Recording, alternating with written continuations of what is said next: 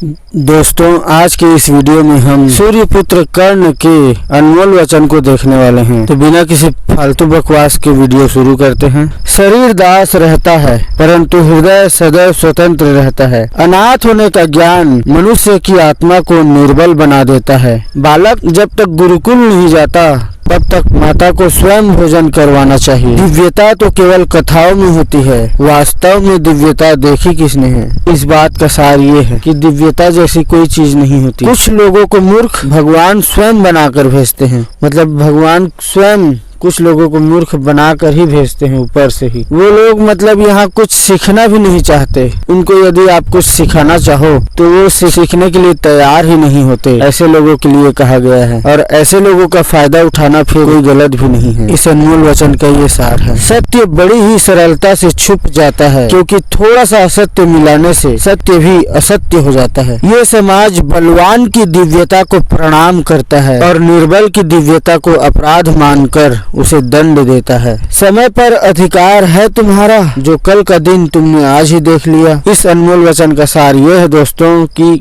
कल की बात को आज ही नहीं कहना चाहिए। मतलब कल क्या होने वाला है ये आज मत बोलो। ध्यान, ज्ञान और दान कल पर नहीं टाले जाते। दिव्य बालक यदि माता की ममता प्राप्त नहीं करेगा तो पुष्प की भांति धुंधला हो जाएगा। मृग की नाभि में कस्तूरी होता है परंतु वो उसे जान नहीं पाता, किंतु उसी कस्तूरी के कारण मृग विचलित और बेचैन रहता है, और अंत में वही कस्तूरी उस मृग की मृत्यु का कारण भी बनती है। ऐसे कस्तूरी से मृग कैसे प्रेम कर सकती है। और अब इसी बात का दूसरा पहलू देखते हैं। कस्तूरी के कारण मृग की मृत्यु नहीं होती, बल्कि कस्तूरी मृग के जीवन का प्रमाण है। कस्तूरी की सुगंध और मृग का जीवन एक साथ ही समाप्त होता है। कस्तूरी के कारण ही मृग असामान्य होता है। जिस चीज का अधिकार नहीं उसका आकर्षण जीवन में विष घोल देता है। मतलब किसी चीज में आपका अधिकार ही नहीं और उस चीज को करने का आपको मन कर रहा है तो जीवन में विष तो घोलेगा ही। मन आपका हमेशा बेचैन रहेगा उस चीज के लिए, उस चीज को चाहता रहेगा जो चीज आपको मिलना ही नहीं है। किसी वस्तु का अधिकार छीन लेने से ही उस वस्तु का आकर्षण निर्मित हो जाता है। जो मिथ्या है उसका पालन क्यों। सूत के पुत्र को भी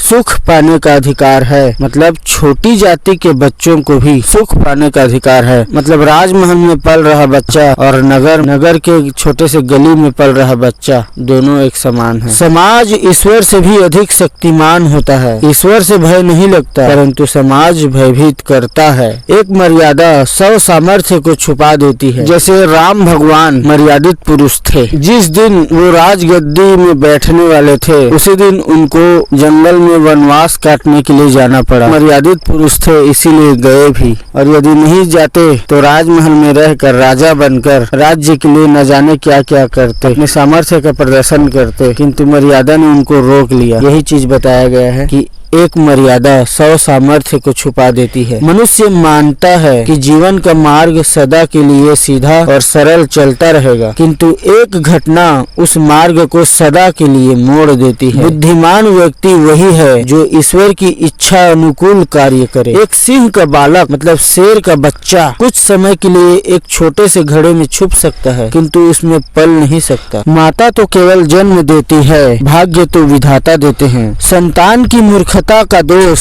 और संतान की योग्यता के लिए प्रशंसा तो सदैव माता को ही मिलते हैं। दिव्यता का स्थान सदैव दिव्य लोक में होता है। यदि किसी वस्तु से प्रकाश निकले तो वो दिव्य होता है। दिव्यता और प्रेम का कोई संबंध नहीं होता। दिव्यता से या तो श्रद्धा जन्म लेती है या फिर भय। ईश्वर हो या माता अपने निम्न संतान को सदा ही अधिक स्नेह दिखाती है। निम्न मतलब कमजोर, छोटा। ईश्वर का प्रसाद जात पात नहीं देखती। जीवन मंदिर में नहीं बैठ सकता, उसे संसार में आना ही पड़ेगा। सामर्थ्य और शक्ति भुजाओं में नहीं होती, वंश और जाति में होती है। यही परंपरा है, यही धर्म।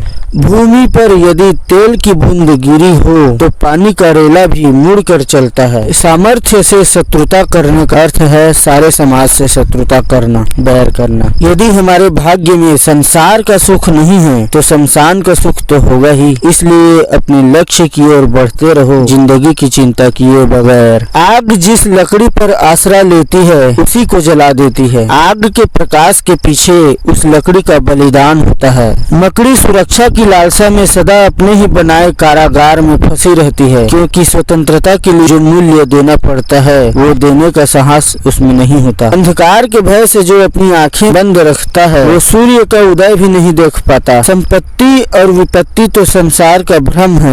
कोई एक व्यक्ति समाज नहीं होता। जहाँ सभी लोग एकत्र हो वहाँ समाज होता है। समाज किसी भी व्यक्ति के विषय में मर्यादा और नियम बना सकता है। सोना पिघलाकर कुंदन बनता है और जल भाप बनकर शुद्ध होता है। शक्तियाँ संघर्षों के कारण ही सामर्थ्य में परिवर्तित होता है। पुत्र की सहायता नहीं की जाती, उसे मार्गदर्शन दिया जाता है। और पुत्र यदि स्वयं अपने प्रयत्न और पराक्रमों से जीवन के संघर्षों में सफलता प्राप्त करता है तो उसके पिता को सुख प्राप्त होता है। सहायता करने का कार्य तो भाई का होता है। प्रत्येक विष का कोई न कोई उपचार होता है। जो मार्ग दिखाता है वो गुरु होता है। शक्तिमान मनुष्य की असफलता का कारण क्या है? अधीरता, धैर्य का न होना, धैर्य न होना। जिस मनुष्य के पास धैर्य होता है उसकी शक्तियाँ सामर्थ्य बनती है। जो मनुष्य अधीर बनता है उसकी शक्तियाँ नष्ट हो जाती है। सूर्य के दो पुत्र हैं, कर्ण और शनि। शनि मनुष्य को संकट में धैर्य रखना सिखाती है और कर्ण मनुष्य को जीवन में संघर्ष सिखाती है। मतलब शनि धैर्य सिखाते हैं और कर्ण संघर्ष। जीवन की गाड़ी को चलाने के लिए यही दो पहिए तो हैं, संघर्ष और धैर्य। इन दो पहियों के सहारे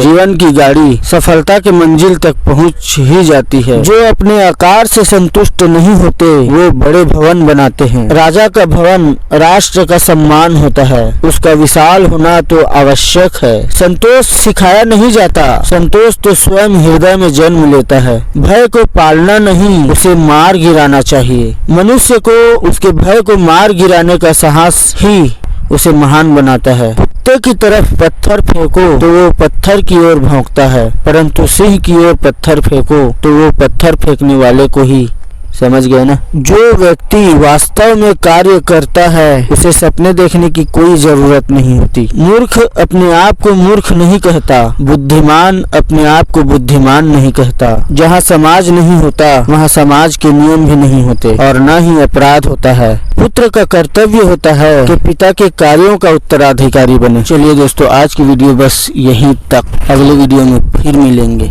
धन्यवाद, नमस्कार।